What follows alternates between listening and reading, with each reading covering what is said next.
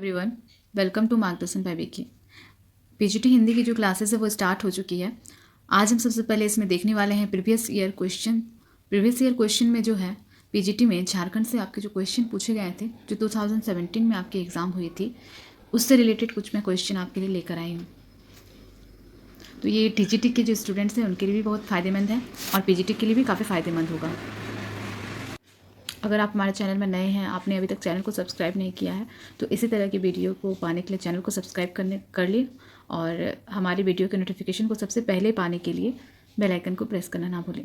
तो आइए देखते हैं हमारा पहला क्वेश्चन क्या है। हिंदी साहित्य के इतिहास लेखन की परंपरा में मिश्र बंधुओं ने किस ग्रंथ द्वारा अपना महत्वपूर्ण योगदान दिया? ऑप्शन है हिंदी सप्तसागर, शिव सिंह सरोज, मिश्र बंधु, विनोद, हिंदी साहित्य की भूमिका।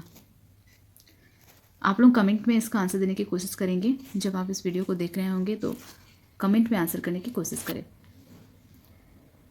तो इसका आंसर जो है, जैसा कि आप देख सकते हैं कि हिंदी सप्तसागर नहीं होगा, शिव सिंह सरोज भी नहीं होगा और हिंदी साहित्य की भूमिका नहीं होगा। इसका सही आंसर हो जाएगा मिश्र बंधु विनोद, जो कि मिश्र बंधु जी ने अपने विनोद ग्रंथ में लिखा था। मिश्र बंधु विनोद जो ग्रंथ है इनका, उसमें इन्होंने ये लिखा हुआ था। मिश्र बंधु विनोद में इस ग्रंथ को इन्होंने लिखा था हिंदी साहित्य के इतिहास में। तो इसे कितने भागों में बांटा गया था? इससे कुल 4 भाग में बांटा गया था। 4 भाग में इसको कुल बांटा गया था।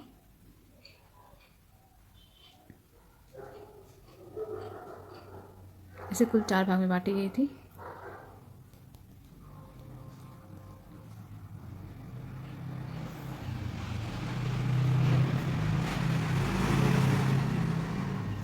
तो सबसे पहले जो है 4 भाग में बांटी गई थी इसे, और चार भाग में जो इसको बांटा गया था उसमें जो चौथा भाग 1934 में प्रकाशित किया गया और बाकी के जो पहले 3 भाग थे उसे इन्होंने 1913 में प्रकाशित किया था। ठीक है, देखते हैं अपना नेक्स्ट क्वेश्चन।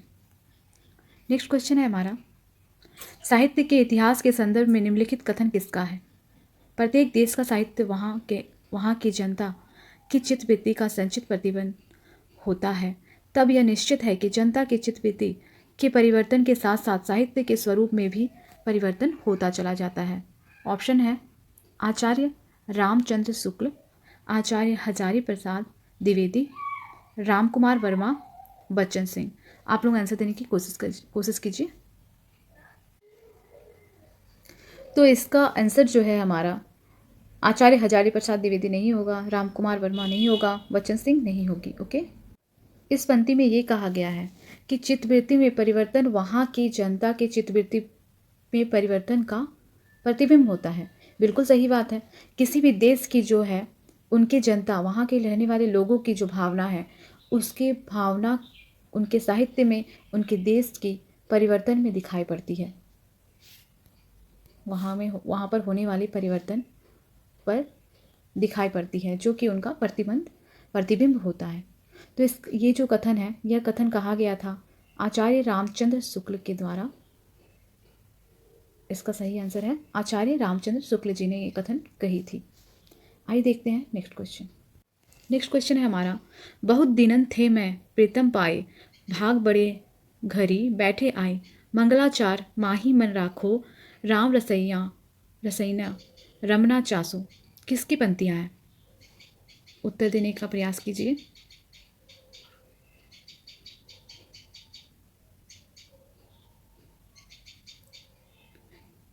देखिए, तुलसीदास जी जो हैं भक्ति काल के कवि हैं, तो ये नहीं होगा। रैदास भी नहीं होगा और दादू भी नहीं होगा। इन पंक्तियों को देख के हमें क्या पता चल रहा है?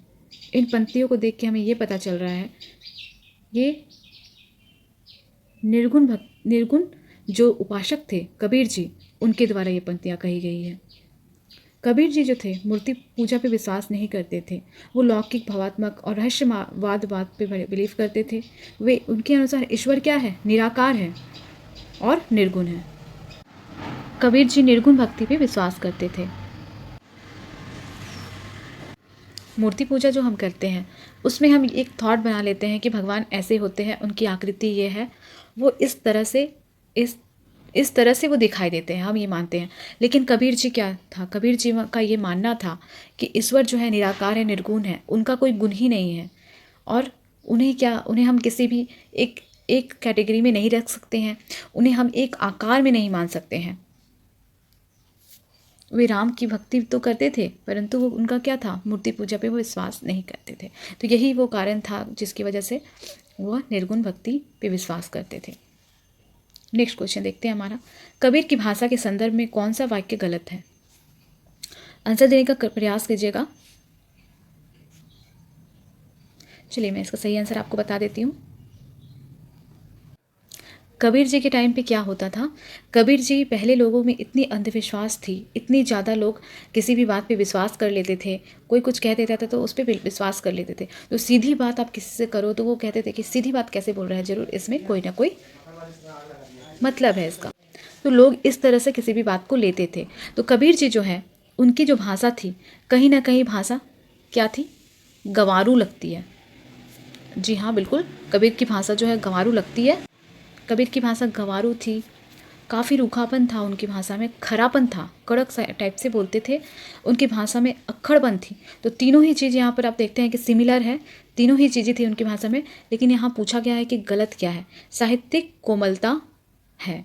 तो ये तीनों एलिमिनेट होता है और हमारा जो आंसर हो जाएगा साहित्यिक कोमलता है। तो बिल्कुल नहीं है, उनकी भाषा में साहित्यिक कोमलता नहीं पाई जाती है। तो आइए देखते हैं हमारा नेक्स्ट क्वेश्चन, कबीर की वाणी में स्थान स्थान पर भावात्मक रहस्यवाद की झलक को आचार्य रामचंद्र शुक्ल ने किसके सत्संग का प्रसाद कहा है? ऑप्शन है सगुन उपासकों का, कृष्ण भक्तों के संस्करण सत्संग का, सूफियों के सत्संग का, राम भक्तों के सत्संग का। ये सारे जो क्वेश्चन मैं आपको करा रही हूँ, ये पीजीटी और टीजीटी के जो क्वेश्चंस हैं वो सारे मिक्सअप मैं यहाँ पर लाई हूँ आपके लिए। और वो सारे क्वेश्चन प्रीवियस ईयर की है जो 2017 और 16 में आपसे पूछी गई थी, वो सारे ही क्वेश्चंस हैं इसमें। जैसा कि मैंने आपको बताया, कबीर जी जो थे सगुन उपासकों का नहीं थे, उनका जो मानना था वो निर्गुण भक्ति के थे। वो ईश्वर को निराकार मानते थे, निर्गुण भक्ति से संबंधित थे।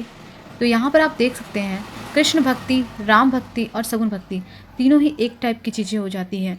जो मूर्ति पूजा पे बिलीव करते हैं, जो निराकार मानते हैं ईश्वर को, तो वो ये सारी चीज़ें एक ही कैटेगरी में आती है। लेकिन वो क्या करते थे, सूफियों के सत्संग का प्रसाद कहा है। आचार्य रामचंद्र शुक्ल ने किसके सत्संग का प्रसाद कहा है, सूफियों के सत्संग। तो सूफियों के सत्संग से संबंधित थे कबीर जी। नेक्स्ट क्वेश्चन है हमारा, 1455 साल गए, चंद्रवत एक ठाट गए, जेठ सुती बरसायत को, पूर्णमासी तिथि भटक भगट भये। ये पंक्तियाँ किसके जन्म के विषय में प्रसिद्ध है? तो ये जो पंक्तियाँ हैं यहाँ पर आप नोटिस कर सकते हैं, 1455 साल गए। तो 1455 किनका जन्म वर्ष है? जयसी का नहीं है, सूरदास का नहीं है, तुलसी जी का नहीं है। तो यहाँ पर जो है कबीर जी का जन्म वर्ष क्या है? 1455। किस वर्ष जन्म लिया था उन्होंने? 1455 वर्ष जन्म वर्ष है इनका, कबीर जी का। देखते हैं हमारा नेक्स्ट क्वेश्चन, दुल्हिन गाँहू मंगल चार, हम घरी आए हो, राजा राम भरतार। कबीर का यह पद किस राग में है? तो इसका उत्तर जो हो जाएगा, राम भैरवी नहीं होगा, राम बसंत नहीं होगा, राम मल्हार नहीं होगा, राम गौड़ी होगा। कबीर राम गौड़ी से ताल्लुक़ रखते थे, तो ये हो जाएगा राम गौड़ी। नेक्स्ट क्वेश्चन हमारा देख लेते हैं, कबीर की वाणी का संग्रह किस नाम से प्रसिद्ध है? कबीर का वाणी का जो संग्रह है बीजक नाम से प्रसिद्ध है। ठीक है, इसका आंसर हो जाएगा बीजक। तो ये जो बीजक थी कितने भागों में बांटी गई थी? 3 भाग, है ना। ये बीजक को हम लोग 3 भागों में बांटते हैं, पहला रमेनी, दूसरा सबत और तीसरी साखी। ठीक है, आइए देखते हैं हमारा नेक्स्ट क्वेश्चन। तो अगला जो प्रश्न है हमारा, इसमें कोई संदेश नहीं कि कबीर ने ठीक मौके पर जनता के उस बड़े भाग को संभाला जो नाथपंथियों के प्रभाव से प्रेम भाव और भक्ति रस से शून्य और शुष्क पड़ता जा रहा था। ये पंक्तियाँ किस आलोचक की है?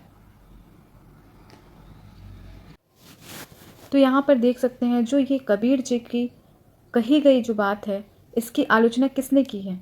तो इनके जो आलोचक थे आचार्य हजारी प्रसाद द्विवेदी नहीं थे, राम स्वरूप चतुर्वेदी नहीं थे, डॉक्टर राजेंद्र जी नहीं थे। इसका सही आंसर हो जाएगा आचार्य रामचंद्र शुक्ल। आचार्य राम शुक्ल जो जी थे ये जीवन से जुड़ी बातें करते थे। इनकी पुस्तक हिंदी साहित्य का इतिहास में यह पंक्ति लिखी गई है। ये पंक्तियाँ ये भी पूछ सकता है आपसे क्वेश्चन कि ये पंक्तियाँ कहाँ लिखी गई है। तो यह पंक्तियाँ इन्होंने अपने हिंदी साहित्य के इतिहास में लिखी है। तो अगला क्वेश्चन हमारा देखते हैं। अगला जो प्रश्न है हमारा, किस काव्य धारा में मूर्ति पूजा और अवतारवाद का विरोध किया गया है। सगुन काव्य धारा, सगुन काव्य धारा, कृष्ण काव्य धारा, संत काव्य धारा, राम काव्य धारा। तो इसका आंसर आप खुद ही दे सकते हैं। सगुन काव्य धारा नहीं होगी, कृष्ण काव्य धारा नहीं होगी, राम काव्य धारा नहीं होगी। इसका जो सही आंसर हो जाएगा संत काव्य धारा, इसका सही आंसर हो जाएगा। तो आज के लिए इतना ही। इसके क्वेश्चंस के पार्ट 2 को देखने के लिए हमारे चैनल पे बने रहें, सब्सक्राइब कर लें। वीडियो को आखिर तक देखने के लिए आपका बहुत बहुत धन्यवाद।